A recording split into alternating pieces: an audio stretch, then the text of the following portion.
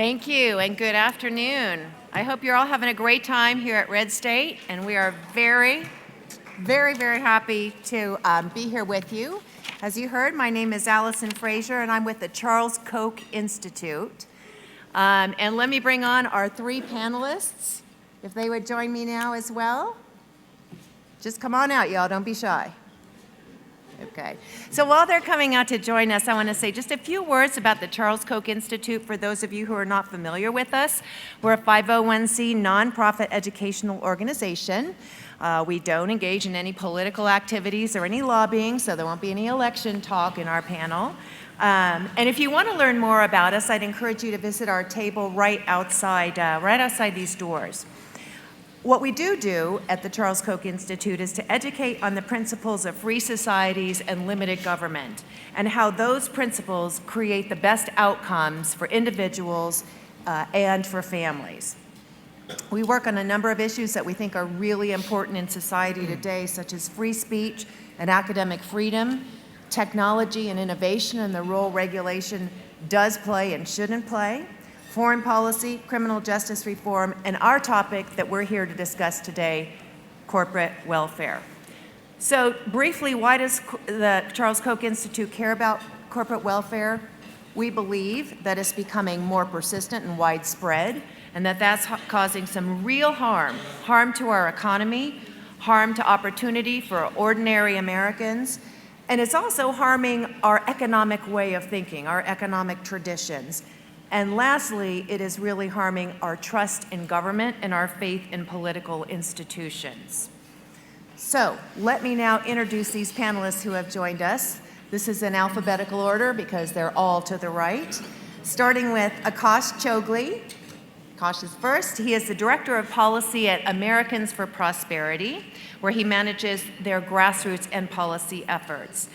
You can see his writings in the Wall Street Journal, in Forbes, in National Review, The Hill, and many others, as well as catch him on talk radio and television. Our next panelist, Jay Cost. He's actually there. Raise your hand. There you go. Jay Cost is a writer for the Weekly Standard. Previously, Jay wrote for Real Clear Politics, and he has written extensively on cronyism. Some of you, if you were with us in Atlanta last year, got to talk right into the mic. If you were with us last year in Atlanta, may remember Jay and myself. Jay was talking about his book, A Republic No More, and he is getting his PhD, or doing his dissertation for his PhD on James Madison at the University of Chicago. And then lastly, but in the middle, batting cleanup, is Matt Mitchell. Matt is a senior research fellow at the Mercatus Center at George Mason University, and he is the director of the study of American capitalism, which of course includes studying corporate welfare.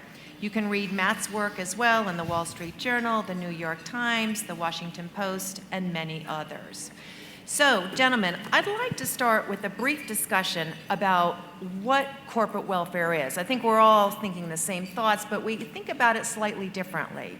So, Akash, could you get us started? Definitely. So, to me, corporate welfare is anything the government does that provides special favor to certain companies or certain industries. Now, most often we think of this in the financial sense with tax credits, subsidies, loan guarantees, that kind of thing, where the government is essentially giving your taxpayer dollars to a chosen company. And that is extremely prevalent at the local, state, and federal level. But there are also other forms of cronyism, things the government does that carve out a little niche for certain companies or certain industries. And we see that with things like overregulation, things like licensing, things like trade protectionism, what have you. So there are many different avenues through which the government can influence market choices, and anything the government does in that space, to me, constitutes corporate welfare. Jay, how about you? Yeah, well, I would agree with that and add that I think that corporate welfare is a violation of the Republican norms of our system of government. That our government is supposed to be impartial between factions within society, but corporate welfare is a type of basically public subsidy for businesses, and it really runs the risk of corrupting the way government functions, because any corporate welfare program can be gussied up in general terms.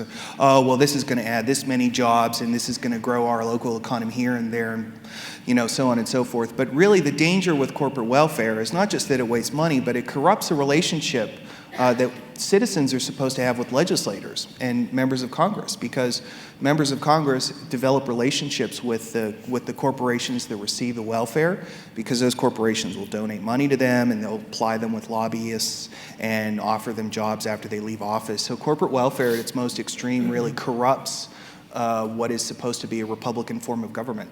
Thank you. Matt. Well, these guys have done a great job of defining it. The only thing I'd add is it might be helpful to think about what corporate welfare is not. And it is not the small r Republican principle upon which the country was founded.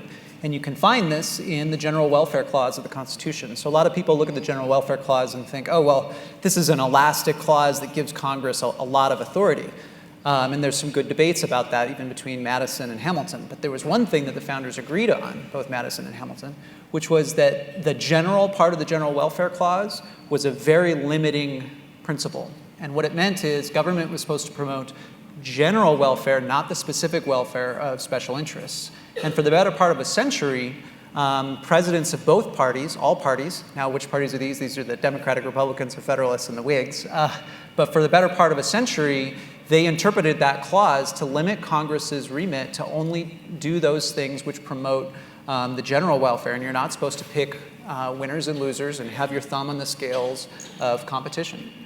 Yeah, I always kind of think about it as government-sponsored privilege of one business or individual over current and future competitors.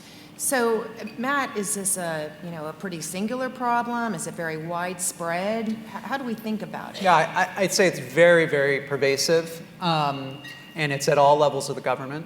So, it takes many forms. It's tax favoritism, spending favoritism, subsidies. It's regulatory favoritism. So a lot of times, unfortunately, people on the right sometimes talk about regulations as universally anti-business. And that's actually not the case. There's no regulation is universally anti-business. What it is it's anti-some business and pro-other business. And the reason is a regulation is an incredibly powerful tool to use against your competitor. So it takes, if you can raise a barrier to entry or you can impose a regulation that raises the cost of your rivals, it's really very, very beneficial for you. But unfortunately, it's bad for an economy. So it takes a number of forms, and it's at all levels of government, federal, state, and local. Thanks. So, Jay, is this a very new problem in American politics? No, it's a very old problem. As a matter of fact, one of the reasons why the American Revolution was fought was because of corporate welfare. The British East India Company was struggling in the 1770s, and the king and parliament gave it basically a subsidy to sell tea directly to the United States, and it ended up really harming a lot of the tea merchants in Boston, facilitated the Sons of Liberty and ultimately the Boston Tea Party. So, which is a sign that, corporate welfare gets back to that sort of old 17th, 18th century economic system called mercantilism, which is the idea that the government is going to get its hands dirty and it's going to try and facilitate international trade in a way that is good for the country. But it really lends itself to cronyism and corruption. And basically, the problem is that government is very bad at understanding what it's bad at. People in government are convinced that they can do anything. But in truth, government is very bad at a lot of things.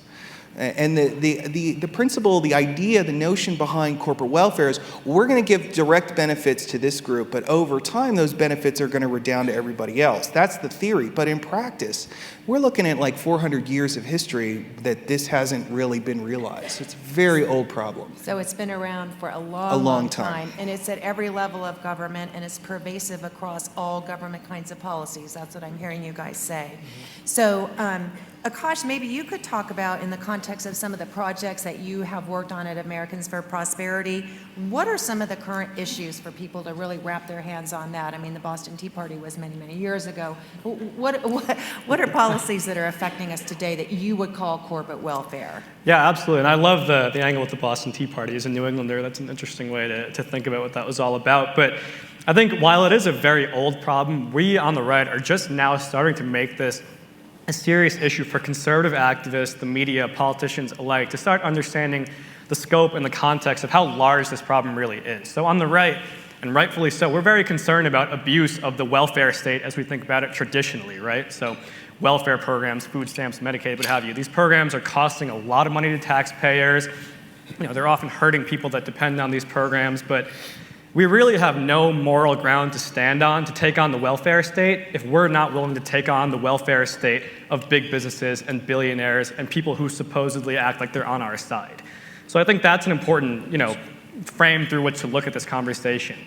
In terms of where this is manifesting itself, we mentioned regulation. Regulation is kind of a difficult thing to explain to people. I think one of the problems with regulation is that it doesn't appear financial up front, and it often is death by 1,000 cuts. I'm sure there are many small business owners in this room. It's very difficult to point out one singular regulation that makes it incredibly difficult to do business.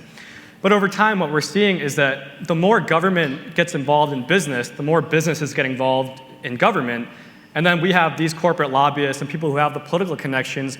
They're in the room writing the regulations that are going to impact all of their competitors. And if you're a big business with lots of accountants and lawyers and lobbyists, you're able to deal with those things.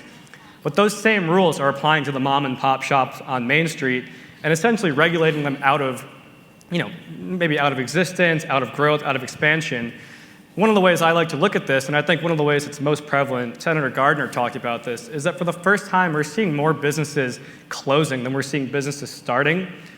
And imagine for a moment if Apple, just to give you an example, when Apple was first up and running, if regulation had been a prevalent part of that industry into which Apple was starting to enter the market, we might never have been gifted something like the iPhone, right? So I think that's an extremely important thing to start looking at. Yeah, and I think he had a great example of what is probably corporate welfare with those beef sticks and how you're not allowed to sell them if you're whatever that store was. Absolutely. Right? And then there's obviously the financial aspect that we've talked about, which are taxpayer subsidies, loans, guarantees. Those things are much more prevalent. They're not only skewing the market, but they're also taking away vital dollars from roads, schools, public safety, forcing higher taxes on everybody else, which is another very important part of this conversation. Mm-hmm. Right. So Matt, we believe that free markets and capitalism are the best way to grow prosperity and opportunity. A lot of times the discussion and lawmakers are pressured into creating jobs and growing wages and things like that. So if you have somebody who considers themselves a free market or and a pro-capitalism coming into office, a lot of times they think of themselves as pro-business. Is pro-business the same thing as pro-market? No, I don't think it is. And one of the things that's, I guess, important to think about this is a lot of the corporate welfare schemes, they don't sound nefarious. They sound like, it just seems pretty intuitive. Like, yeah, you want to help businesses, right? We're just going to create jobs. Yeah, we just want to create jobs. Isn't that a good thing? And it isn't necessarily, because what you want to do is you want to create a general environment of economic freedom. There is loads and loads of data, really good data, to suggest that low taxes, minimal regulation, a strict adherence to the rule of law, those types of things are highly correlated with growth. Absolutely, you should be pro-market in that sense. But if you say, we're not going to do anything to change the environment in which to do business, but we're going to cut special exemptions to onerous regulations for a particular firm, or we're going to cut a special deal on taxes for a particular firm, you're essentially saying, we're giving up. We're not going to try to improve our environment for doing business. We're going to just target the particular firm. And this has costs. So for one thing, when you cut taxes for a particular firm but nobody else, then all the tax rate the rest of us has to pay, otherwise all else being equal, has to be higher. Another problem is you end up undermining the impetus and the pressure for more economic freedom for the rest of us. So when a big, powerful corporation doesn't have to pay a corporate income tax, well, guess what? We no longer have pressure from that corporation to lower the corporate income tax that the rest of us ends up paying. So it actually undermines economic freedom. The other thing is that it's not really the road to prosperity. And the best way I can describe this is, for the better part of 300 years, we've known that regions prosper when they specialize based on their comparative advantage. Well, with So enough... What do you mean by What do I mean by that? comparative So what I advantage? mean is, you ought to specialize. We have the market is this really awesome force which signals to us exactly the kinds of activities we should engage in. Why? Because of the signals of prices, profit, and loss. These signals are very powerful, and they help us make sure that we do the right things, that we don't make dumb investments. But when policymakers have their thumbs on the scales here, what they end up doing is getting us to specialize not in our comparative advantage, not in the comparative advantage is basically you should produce that which is you have the lowest opportunity cost in producing. So Florida should specialize in making oranges. They're pretty darn good at it. Well, with enough subsidies, you could get oranges to grow in Maine, right? But that doesn't mean you'd be better off for doing so. Okay. So we talked about, do you guys want to hit some more of the problems with corporate welfare and cronyism? I mean, you talked a lot about what those costs are, and you touched on that, Matt. Do you want to elaborate on that a little bit? Yeah, I mean, I think that one of the examples that really comes to light, and a lot of people in this room are to thank for it, is something like the Export-Import Bank, right? I mean, who here had ever heard of the Export-Import Bank before 2015? Besides Matt and Jay, obviously. A handful, right? A few people. So, I mean, I count me among people before 2014. I had never heard of the Export-Import Bank. And for those of you who are unfamiliar, this is an 85-year-old government agency that basically takes your taxpayer dollars, gives them to foreign corporations in places like China, Russia, Saudi Arabia, pretty unfriendly countries, so that companies there can buy goods from American companies that do great things, and we like what they do, but quite frankly, that just don't need our help, right? So this agency had essentially been reauthorized with little fanfare, kind of under the radar for years. 2014, groups like Americans for Prosperity took the intellectual ammunition that people like Matt and Jay and many others had written about for a long time and started making this an issue on Capitol Hill. And I think that simply putting the focus onto something like this is starting to beat the drums and draw problems that, so there's the taxpayer costs that we talked about, the taking priorities away, comparative advantage and all that. One of the other things that we were able to point out with the help of grassroots activists who were calling their legislators, emailing and so on, are the victims of corporate welfare, right? And so that's other businesses that Matt talked about. That's like there were companies in the US where their foreign competition had an advantage through the Export-Import Bank that was hurting companies in the US. We see that a lot with regulation is another good example that I talked about. Smaller companies unable to cope with those things. If you don't have the political connections to get the tax credits or the subsidies, that harms you. Now, that's a difficult thing for think tank people or folks like us in Washington to try to communicate. And that was a huge part of the Export-Import Bank battle. We were holding town halls and calls and writing op-eds and whatnot, educating people about what the Export-Import Bank is and why it's important to reach out. But the one thing that made that fight the most effective, which is why we were able to actually stop the Export-Import Bank for the first time in its history for a period in 2015, was people back in the districts telling their members of Congress say, yes, it supports this company in our district or in our state. For every one of those, there are dozens of small businesses, dozens of competitors who are not benefiting from the Export-Import Bank and are being hurt from it. That was a place where grassroots activism, people on the ground, made a huge difference. And that's something we need to get a lot better of, because at the end of the day, politicians love looking like they're doing something for the community. They love ribbon cuttings. They love showing like they're trying to create jobs. But there's unseen costs, and you guys are the only ones who can communicate that, not folks like us who are actually in the political world. Yeah. So in hearing about this, Jay, it sounds like it leads to a lot of complication in government policy. I know that's something that you've thought a lot about. Right. Our system of government depends upon the people, ultimately. Madison called this the Republican principle, which is that the majority rules. And for the majority to rule, the majority has to be able to understand what government is actually doing. Citizens have to be able to look at the government, conceive of what's happening, and make an evaluation about whether or not the course of public policy is heading in the right direction. Corporate welfare creates needless complication and such that every policy domain is an infinite tangle of laws and regulations, such that you really have to be not just an economist, but you have to be an economist to specialize in foreign policy or trade policy or whatever. In other words, the government now is so complicated that it's impossible. I mean, you could spend your whole life studying just one small area of public policy and still really only scratch the surface. How is the average citizen supposed to discharge his or her civic duty when government is so impossibly complex? And if the average citizen is not able to do that, if they want to do their diligence but are unable to, then government is unmoored from the people at large. The people cannot keep an eye on what their agents in government are doing, and that frees the government to do whatever it wants. And in its final stages, this process creates a government that really is not a republic in the way that the framers of the Constitution envisioned it. So if one of the goals of corporate welfare, although I don't think lawmakers really think about these programs as corporate welfare or the regulations or whatever they are, if one of the things that they're really intended to do is to help firms or to create jobs or whatever, Matt, do we know, are they effective? What do the results say? Yeah, there's very, very little evidence that these things are effective. So there's two reasons why. So one thing is, it is very obvious that when you take money from everybody in this room and you transfer it to, Akash, he's going to do better, right?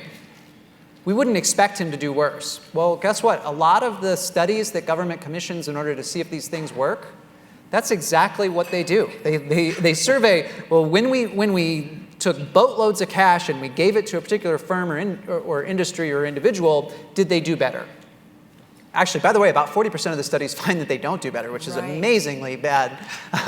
But the deeper question would be to say, okay, if we took a whole bunch of money from all these people and we transfer it to a few special industries, does everybody do better? Because that's actually what the policymakers claim. I've gone back and done a little content analysis of the speeches that policymakers make when they're at these ribbon-cutting contests. They never say, we're going to give a ton of money to Boeing because we like Boeing and we don't like anybody else. They never say that. They say we're going to give a ton of money to Boeing because we want to improve the entire economy of South Carolina. Or we're going to give a ton of money to Elon Musk's Tesla because we like Tesla. They don't say that. They say we're going to give a bunch of money to Tesla because we like Nevada and it's going to improve all of us. Well, it turns out, so I've been spending a lot of time reading papers on this, and so far we've looked at 80 peer-reviewed academic studies of these things, and we found one out of 80 that can find any improved environment for the economy at large. The vast majority find it harms that it has no effect. About a quarter of them find that it harms that it harms the economy at large, and then others are mixed results. And I have a lot of skepticism about that one particular study. But just the evidence is just not there. These things don't work. And I think it's interesting too on some of the state and local sort of jobs creation programs. Many of them actually don't create the jobs that the individual corporations or businesses say that they're going to create. So Akash, you've worked a number of issues. XM was a really important one because it showed that groups and grassroots activists can stand up to a big body of political interests and say no and have some success at it. Why don't you talk a little bit about something going on in the States? I know AFP was absolutely instrumental in getting defunded an economic development program in Florida. Yeah, so there are a couple industries in which corporate welfare is especially prevalent, and they essentially all amount to politicians picking industries that they like, basically, and what essentially amounts to welfare redistribution from all of you up the food chain to corporate millionaires and billionaires. And those are things like green energy. Obviously, we all know the story of Solyndra, right? Green energy is still a huge problem. The film industry, right? Everybody loves being able to say this popular show, this popular movie was filmed in our city or in our state. What we've seen is some states have gotten rid of their film tax credit programs. Those shows and those movies, they keep coming back year after year without the film tax credit. But essentially what happened in Florida obviously a pretty strong economic environment, no income tax, right to work state, and so on. But Governor Rick Scott wanted to inject $250 million into a program called Enterprise Florida. What Enterprise Florida was, it was basically unadulterated corporate welfare. He would have used it to kind of do what Governor Perry was doing in Texas, which is go to other states and attract businesses to Florida. Now, I would say that he doesn't really need to do that to attract businesses to Florida, given what their economic environment was.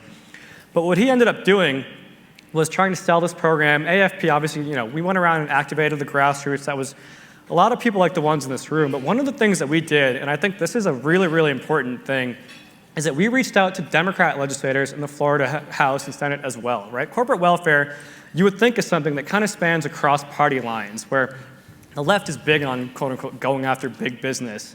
Conservatives in the Florida House, they're big, they're a pretty impressive body of advocates for the free market. So we reached out to Democrat legislators, people on the left, tried to explain how this is unadulterated corporate welfare.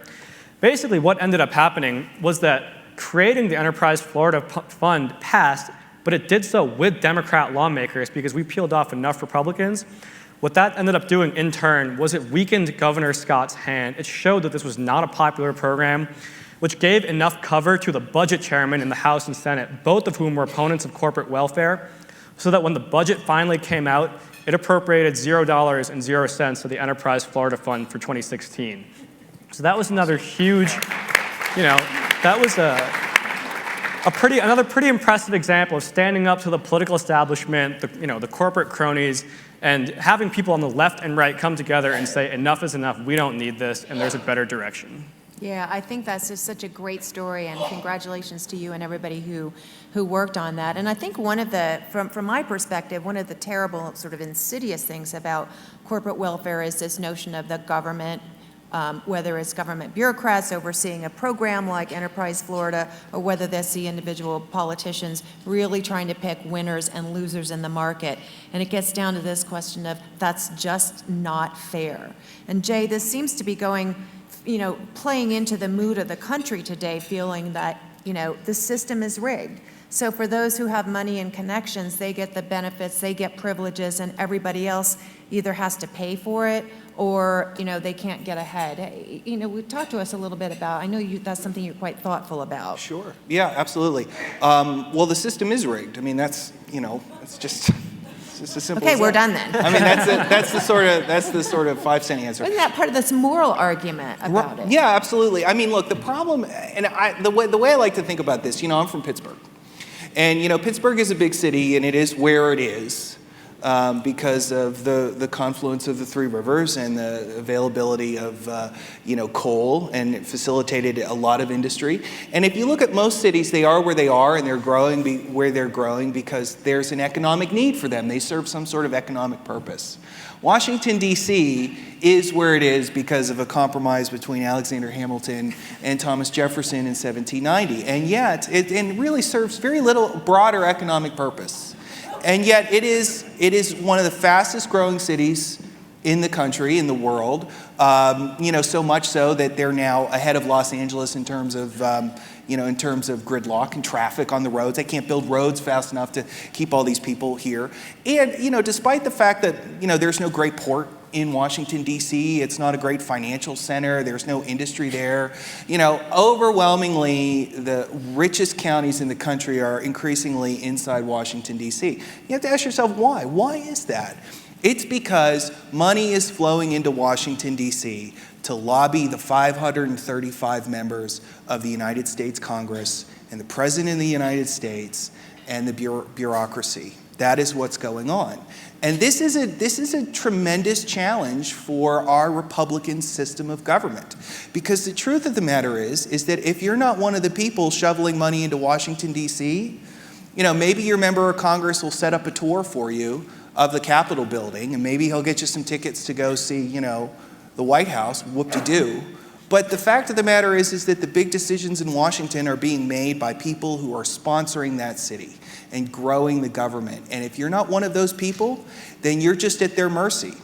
And this is, like I said, this is a profound problem for our system of government. And it's one of those things about, when we talk about corporate welfare, We can think about it from an economic perspective and how it doesn't do very much, but it does a lot to the political process. It breeds something that I think the only word to describe it is corruption. It breeds political corruption. Legislators are supposed to be responsive to the needs and wants and interests of their constituents. But through corporate welfare, you create a reciprocal relationship between interest groups and members of Congress, where the interest groups, they get, like, let's suppose it's some sort of tax write-off. General Electric gets some sort of tax write-off. Well, so what does General Electric do? Before the tax write-off was given, General Electric might have not really had much of an interest in what was going on in Washington, D.C., but suddenly it's got some big tax benefit. Well, they can't afford to lose that, so what do? They send lobbyists to Washington, D.C. They funnel money all through the political system, and not just straight-up campaign contributions, but all sorts of other stuff. If a congressman's wife has some charity or something, General Electric will write a big old check there. They'll hire, people who used to work on the Senate Finance Committee will come and work for them. They'll do all sorts of things like that. And why? They do it to make sure that tax subsidy will not disappear. And think of it this way. Let's suppose the tax subsidy is worth $10 billion a year. It's in General Electric's interest to spend up to $9,999,990 blah, blah, blah money to keep that tax subsidy flowing. And that's why Washington, D.C. is getting so big. That's why there's so much money flowing into Washington, D.C. And if you go back and read the original founding documents of this country, and why the men in Philadelphia, when they signed the Declaration of Independence, why did they do that? They did it ultimately, if you read the Declaration of Independence, they did it because they believed that their government in Britain was no longer listening to them. They were uninterested in addressing their concerns, and they decided they have to leave. We have a similar problem right now in Washington, D.C. And obviously, I'm not suggesting that we all sign another Declaration of Independence. But the point is, though, is that government is, in its final stages, it corrupts the political process by turning the attention of legislators to people who already have money and already have resources and who are able to basically buy the system for their own purposes. Thanks, Jay. Let's turn a little bit now to thinking about new businesses and innovation and the role those have in the economy and our society. So you see a new business come in, you see it shake up things for current businesses, and you see it maybe put some livelihoods at risk, workers who have worked in a particular industry or firm for many, many years. Isn't that, Matt, part and part of the nature of capitalism and the nature of progress? And I wanted to talk specifically about something in technology today, and that's this sort of battle that's going on by taxi cabs and ride sharing. Let's talk about the corporate welfare element and how the role that new technologies play in our lives. Yeah, absolutely. So everybody knows, has probably heard of the company Uber. And it's the idea of it's a ride-sharing platform. The idea is you use a cell phone to pair a willing driver with a willing passenger, right? Now, the interesting thing, so Uber was founded and really exploded a few years ago. But the very first ride-sharing firm started in 1914 in San Francisco. And it started when an unemployed man decided to pull his Model T over and pick up a passenger. And he charged the passenger a nickel, and a nickel at the time was called a jitney. And so this created what was called the jitney industry. And it took off and it thrived. It was in 140 countries, or 140 cities around the country. Thousands of people did it. They loved it. It was this idea of informal peer-to-peer driving. Well, not too long after this, the companies that ran the streetcars started to complain about this and started to say it's unsafe. We got to regulate the jitneys. This is not fair. People are being harmed. Well, no consumers were complaining about harm. It was just the competitors with the jitney, and so they ran them out of business. And what they ran them out of business with a series of laws that essentially defined the modern taxi industry. And when I say modern taxi industry, I mean the state-of-the-art in 1930, because that's what the taxi industry has been stuck in for the better part of a century, right? And these things are barriers to entry. They have huge costs in terms of just the fees that you have to pay. We just recently looked at DC, and there's 33 bureaucratic steps in order to start operating a single taxi in DC. Now, this is more regulatory burdens and barriers than exist to start a small business in Mozambique, in Bolivia, in China. These are 3 countries, notorious for regulatory burdens. They govern everything from how you color your taxi, to how you greet your passengers, to how you handle receipts, to the technology that you use.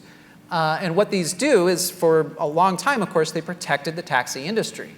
But I would argue right now they're really responsible for the taxi industry dying. And the reason is they have so ossified the industry and locked it into these antiquated practices that it was ripe for somebody to come along with a better idea. And frankly, somebody who was bold enough to say, I don't care whether you regulators think this is legal or not, we're going to offer a better service at a lower cost with much more interesting and safety features and technological features that does something that the taxi regulations were never able to do, which is create a quality service. Yeah, so this sounds like it's actually an example of a government corporate welfare or cronyist protectionist kind of policy that actually has harmed this industry because they have no incentives to innovate. Yeah, and over the long run, that does seem to be the case. So if you look at the protected industries, the long-time protected industries of steel or agriculture, they don't outperform the rest of the economy. And that's a general feature is corporate welfare protects the firms and privileges them and allows them some higher profits for a time, but only for a time. After a while, it tends to harm those whom it's even supposed to be helping. So I want to switch gears here for a little bit, and I want to talk about, short of fighting the kinds of battles that, Akash, you fought in the U.S. Capitol and in the States, and I think even like in Austin over Uber, right? Let's talk about, short of those battles, or rather in addition to those battles, what are some institutional kinds of solutions that we can look to that will strengthen the hand of our free market system and strengthen the hands of everybody who believes in limited government? So I would say 3 things really stick out to me, and they're on sort of varying levels of how large they are. And the first, which is one thing I don't think people on our side do often enough, is thank the legislators who stand up and do the right thing on corporate welfare, right? We're pretty angry, right? Taxes are high, government is big, we have this 2-tiered society, and things are out of control. It is very, very difficult. We cannot underestimate how difficult it is as a legislator to stand up and say no to the corporate lobbyists and the backroom deals, and say that I'm looking out for taxpayers, because the taxpayers don't have a lobbyist in the U.S. Capitol, right? The taxpayers have groups like AFP and the Mercatus Center and writers like Jay. Right, we have forums like this to come together. It's extremely difficult to say no to the corporate lobbyists. So I would say, 1, stand up and say thank you when your legislator does the right thing on corporate welfare, because it's not easy. The second thing I would say, and I kind of touched on this with the Ex-Im Bank, is if you're a victim or if you know a victim of corporate welfare, tell those stories. Now, in the past couple of years, our side has gotten better at telling stories of people hurt by government policies, whether it's Obamacare or high taxes or whatever it might be. There are victims of regulation, right? There are 10,000 people who are Uber drivers in Austin, Texas, who are now out of a job. Those are young people, immigrants, veterans who came home from war. Those are people who have literally lost their livelihood because of big government protectionist policy, essentially. We need to be telling those stories. And third, I think this is on a much more macro level, but that's have this conversation in the context of pro-growth reform. One of the things that Matt touched on is that the more and more we start creating these tax carve-outs, it complicates the tax code, and it moves us further away from comprehensive pro-growth tax reform that creates a fair pro-growth playing field for all. That's the ultimate goal, right? And the more and more that we go down the corporate welfare rabbit hole, the further we move from there. So I think creating that dichotomy, painting that contrast, and showing that one direction is better than the other is a larger macro conversation that we need to make part of the discussion of corporate welfare. Okay, thank you. Matt? Well, I do think it's right to focus on institutions because policymakers do not face the right incentives. We can get mad at the individual policymakers, but we've offered them every incentive in the world to do the wrong thing. And so we have to constrain them. And this is something that was Madison's insight, was that you have to structure the rules of the game such that they have no choice but to follow do the right thing. So I mentioned the General Welfare Clause. I would love a revitalization of that. At the state level, there are things called gift clauses. These are provisions in state constitutions which make it illegal for the state to grant favor or credit to any particular firms or industries. Basically, they were a progressive era invention. A lot of the states went bankrupt in the 19th century offering corporate welfare. And so over the next few decades, states adopted things like gift clauses to try to limit that. But basically, they've been forgotten. A few years ago, the Goldwater Institute successfully sued the state in Arizona because they had given corporate welfare to some mall developer, and they used the state's gift clause, and they were successful. So I'd like to see those types of institutions revitalized. But the other thing I would mention is cultural institutions. So I would love there to be a day when you turn on the news and you see a company bragging not about its green initiatives. I don't mind if they're clean, that's great. But I would love them to be bragging about the fact that they don't accept or seek corporate welfare. And I would love to see politicians bragging about the fact that they don't grant favors or privileges to particular firms or industries. I think the environmental movement has done a wonderful job of getting corporations to basically do something that's not in their immediate short-term financial interest, which is think of the long-term environment. I would love us to do the same thing on the corporate welfare front. I think it's comparable in the sense that it harms the economy over the long run. Firms don't have an interest in doing it right now, but if they could stand up and do the right thing, it's incumbent upon us to applaud them. And also to shame the corporations and the politicians that engage in this stuff. So that's the other kind of institutional change. It's a cultural change. Thank you. Jay? Yeah, I think that what we need more than anything in this country is a return to constitutionalism. And I mean that in a couple of senses of the word. Constitutionalism, implies a recognition that our government has limits, and that those limits are very prudent limits. They were designed by the founding fathers in recognition of the fact that there are certain things the government is just not very good at. And I think that, in this country, it's been an unfortunate development over the last, 100 years or so, where we think of the Constitution, the meaning of the Constitution is being determined by, 9 people in black robes across the street from the Congress. But that's not really what it was originally meant to be. The Constitution is a document that all of us should interpret. And we all should sort of try to understand what the Constitution suggests our government should be doing and what it should not be doing. And this is something that I think is a problem. Obviously, it's a problem on the left, but I think it's a problem on the right, too. Conservatives complain, about, or for instance, during the Bush years or the Reagan years, talk about how many jobs Ronald Reagan created. That's not in the Constitution. Article 2 doesn't have anything about jobs. And you can read every letter in the Constitution, and you'll never see the 3 letters GDP next to one another in the entire document. We ascribe to government, all of us do implicitly, we ascribe to government the power to grow the economy, that this is supposed to be the job of the government.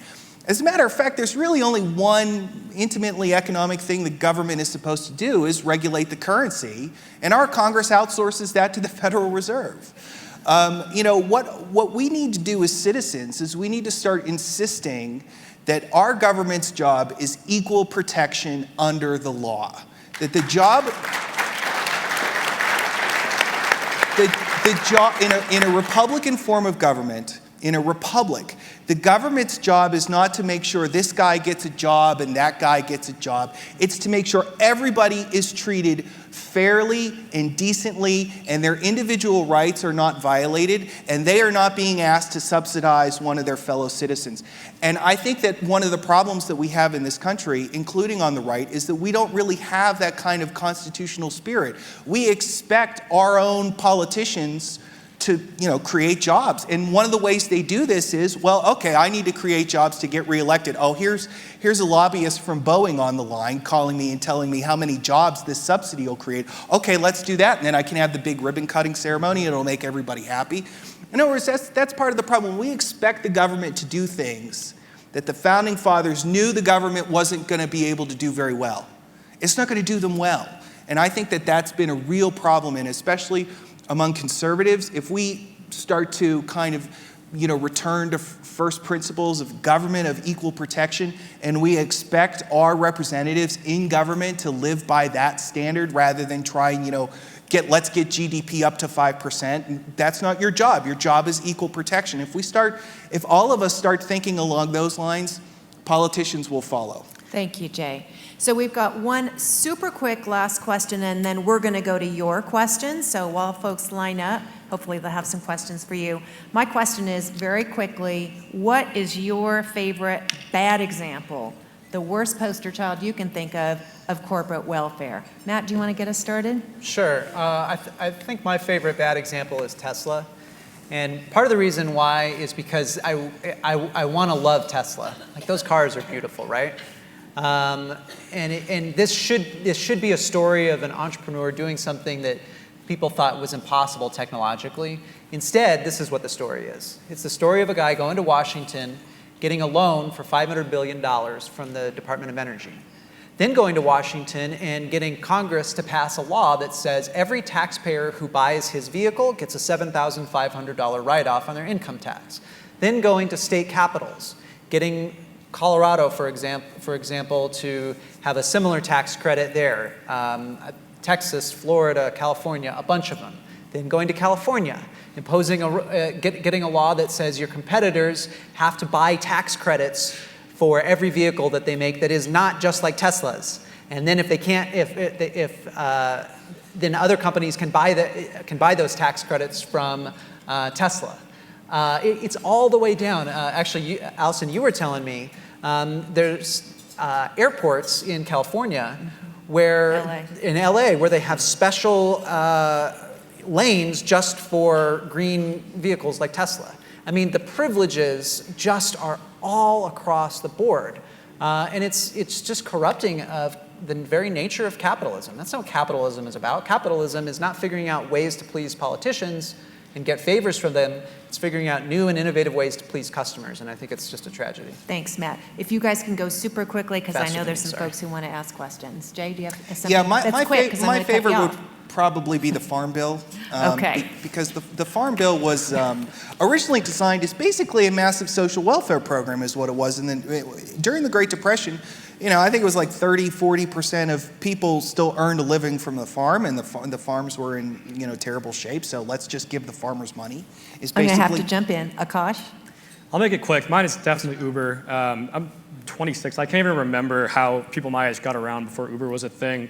Corporate welfare, not like the sexiest topic in the world, but this is a very clear example of protectionism literally ruining people's lives. There's one direction of government that looks like the DMV, and one looks like Uber. I think one is very clearly better than the other, and it's an easy one to take the moral high ground down and start having this fight. Thank you. Okay, question. Short of a company using 100% domestic resources and exporting 100% of their output, is there any reason we even have a corporate tax? It's always just a transfer to the end user. Why don't we just lower it to zero? Great. Matt, or make it lower than everybody else's in the world, and every country every business move their headquarters to the U.S. Matt? Yeah, there's absolutely no economic reason for a corporate tax. There's a very clear political reason, which is that the median voter does not believe that they pay it. Median voter thinks this hypothetical, menacing creature called the corporation pays it.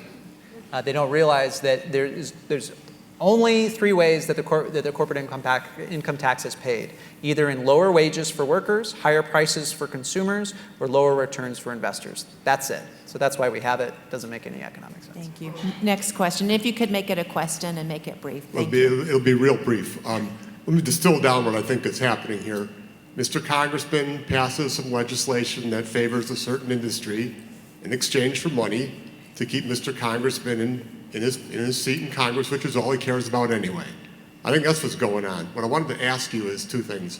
It seems to me maybe the fix to that is one, an end to the era of the career politician. We need term limits. And two, a simplification of the tax code. Something like that. You need to find some way to break that cycle. Yeah.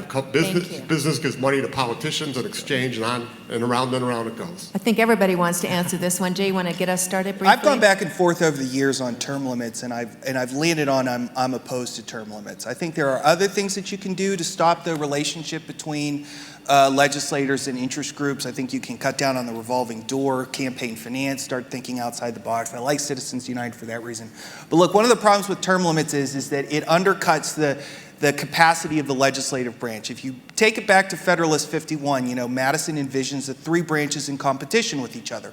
And the legislative branch is the branch that is closest to the people, at least in theory. Now, it's been corrupted, but it still is, we have the most traction over the legislature, which means we want legislators who are able to stick up for us against the executive branch and the judicial branch. And what that means, I think, in practice is because public policy is now so complicated, it takes an enormous amount of time for legislators to develop the policy expertise that they need to question bureaucrats and reform policies and things like that. And if we slap an 8-year or 10-year or 12-year term limit, I mean, look, for a lot of people, that's really only going to scratch the surface of policy expertise.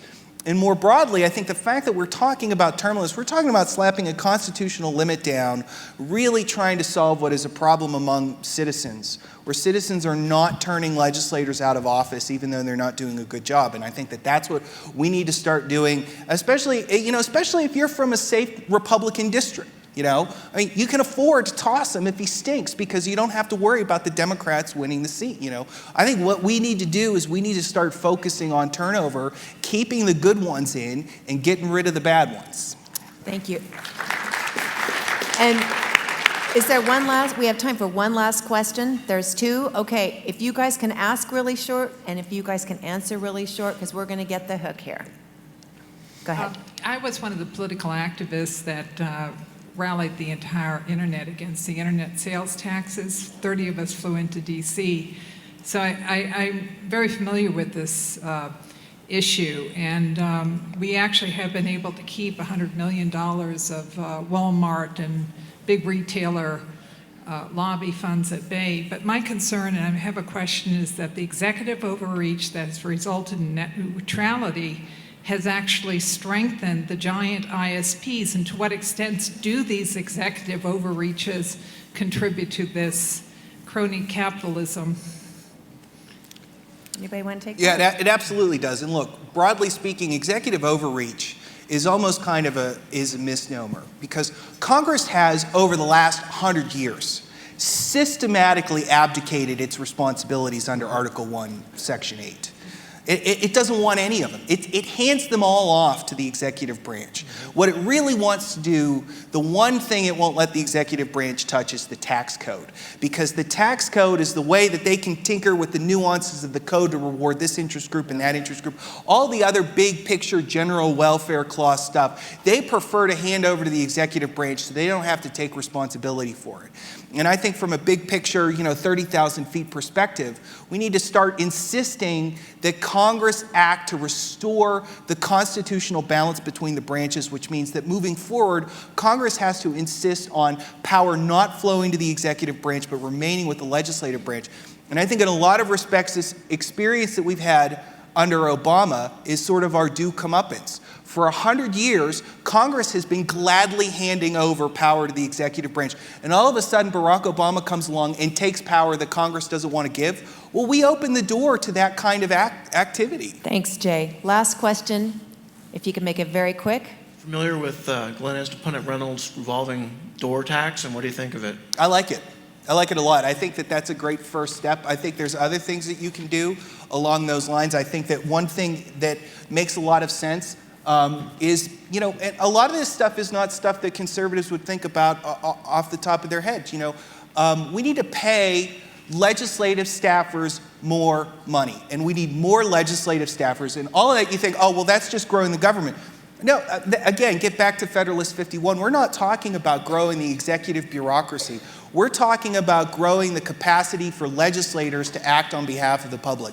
One of the problems is we don't pay our staffers enough. If you're a senior staffer working for the Senate Finance Committee, you're not making nearly as much money as you could make, say, on Wall Street. So what ends up happening is that you do your stint in Senate Finance, you don't make very much money, but you're building a nice fat Rolodex of all these contacts, and then you go get your corporate payday. Thanks. Matt or Akash, any last concluding thoughts? We have 1 minute. I would just say, when I talk to my leftist friends and I say, what do you dislike about capitalism? And they say, well, I don't like the idea that a fat cat businessman can go into Congress and ask for a special deal. Well, that's what I don't like about it either. What the problem with this is that it gives genuine capitalism a bad name. We have a generation of people growing up in a crony capitalist society and blaming capitalism for it, and that's not what it is. Thanks. Akash. Yeah, really quickly, I would just say there are 2 or 3 issues that are huge wedge issues for our side that we can get to young people, we can get to people in struggling communities. These tax carve-outs, things like that, are a tacit admission that it's really difficult to do business under the current environment. That's not hurting anyone as badly as it's hurting people where they need help the most, right? And that's where concepts like the enterprise zones and things like that come up. There are issues like school choice, like corporate welfare. They might not be the huge defining issue of our time.